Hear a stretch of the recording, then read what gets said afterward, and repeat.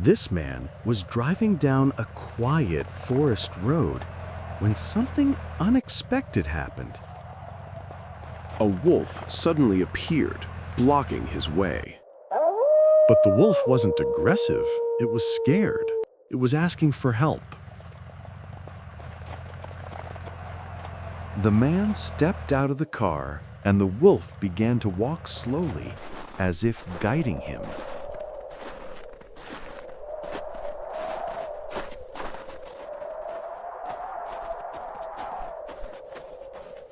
After a few minutes, they reached a small clearing in the forest. There, trapped inside a cage, was the wolf's pup. The man didn't hesitate. He broke the trap and freed the little one. The pup came out shaking, and the man gently petted it to calm it down.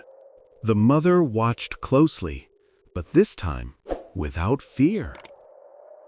The man took out some food and offered it to the pup, and to the mother wolf as well.